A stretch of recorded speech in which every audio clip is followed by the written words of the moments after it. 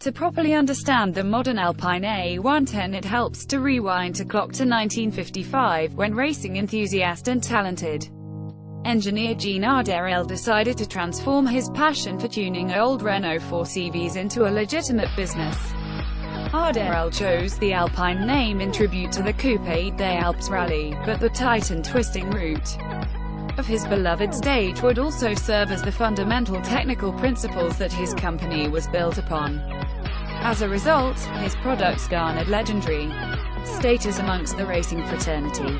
The 1962 A110 Berlin, it is arguably the most beautiful model in Alpine's relatively short history, and it is often considered the car that really kick-started Arderel's career, going on to win the grueling Rally Monte Carlo and notch up a number of high-profile wins.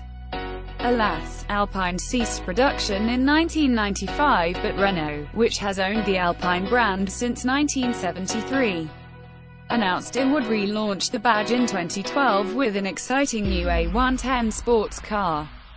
However, this isn't your typical retro modern marketing ploy, as the all-new A110 has been built from the ground up by a team of passionate designers and engineers, who have not only based themselves in Alpine's original factory in Dieppe, but have also applied those founding principles of compact, lightweight, unadulterated driving pleasure to this modern machine.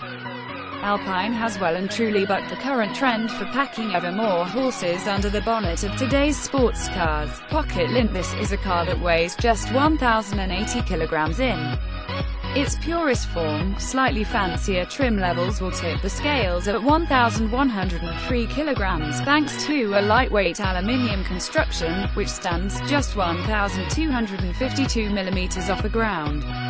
Its ultra-compact proportions are designed to mimic the original vehicle and offer the driver a sense of being at the center of something small but fiery, or behind the wheel of a ball of energy, as the A110's head of engineering David Teward described it to us.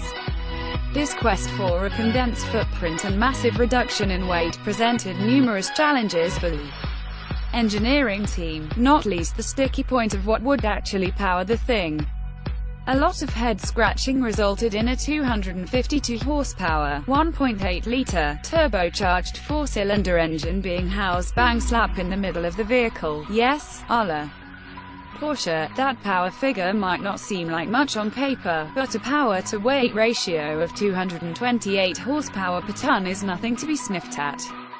In fact, it just beats the rival entry-level Porsche Cayman and results in a 0 to 62 miles per hour sprint time of 4.5 seconds. Yup, you guessed it. That's almost half a second quicker than the aforementioned Porsche. Pocket Lint. Styling-wise, chief designer Anthony Villen has largely remained true to the original vehicle, keeping the glorious falling rear silhouette, which remains uncluttered by any form of spoiler, three-dimensional rear glass, and those brilliantly retro quad-front headlamps. There's even a similar bonnet spine that runs up the front of the car, while the interior features numerous French flags, the original Alpine logo and quilted leather touches that hark back to the beautiful Berlinette of the 60s. It's possible to talk at great lengths about the engineering investments made during the Alpine A110's 5-year-long developmental process. Rather than risk sending you off to the land of Nod, we'd like to regale you with a couple of choice cuts that perfectly highlight the thought process behind the machine.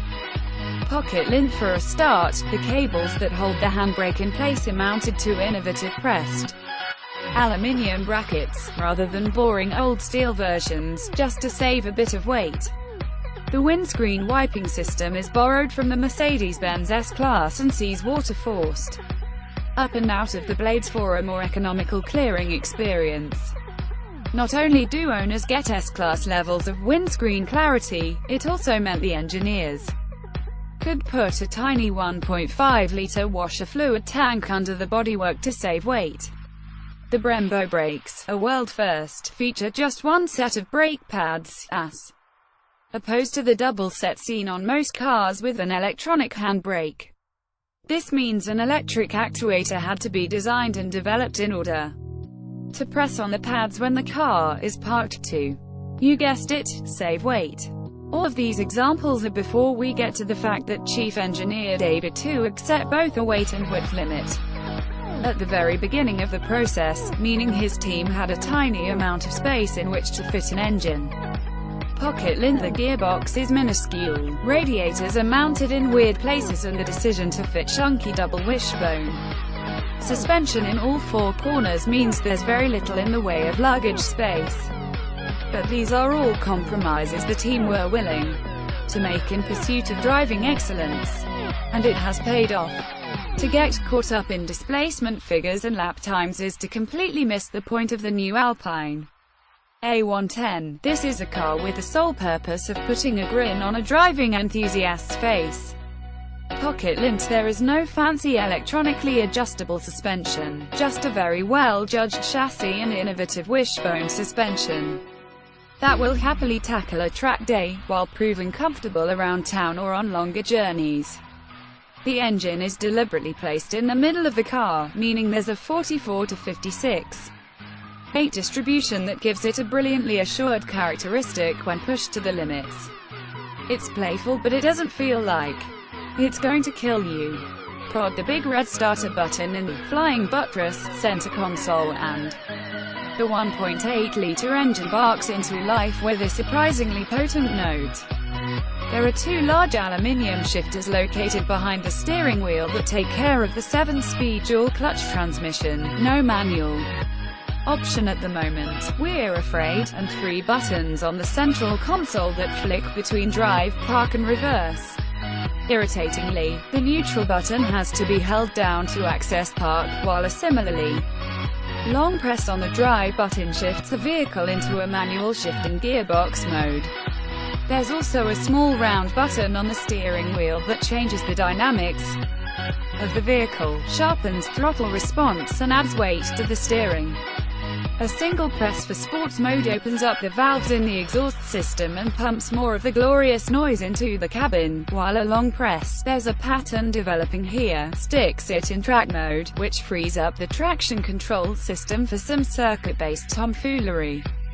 Sees the A110 put on its most aggressive face. Pocket lint gear changes in track mode are visceral and thump both driver and passenger in the kidneys with every upshift, plus a long hold on the downshifter sees it rapidly skip down the cogs for lightning-quick changes.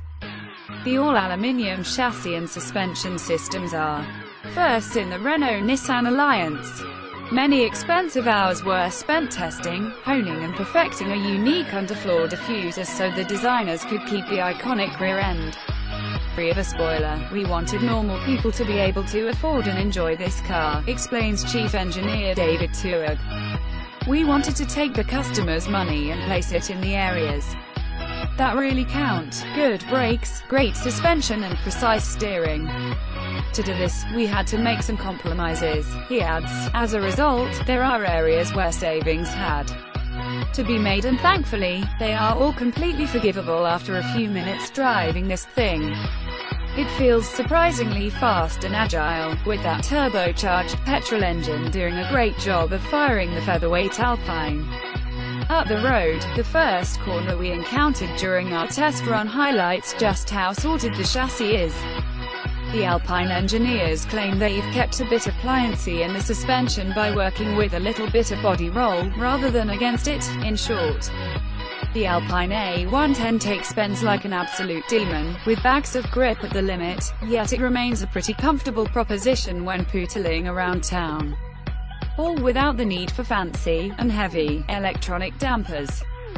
The steering is perfectly weighted too, with plenty of connection to and feedback from the road beneath, which allows the driver to feel confident through the twisty stuff and proves an absolute hoot on the track.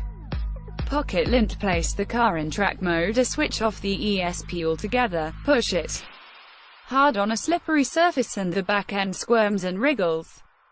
Be smooth and considerate in your driving ways, and the Alpine A110 tackles challenging alpine routes with aplomb.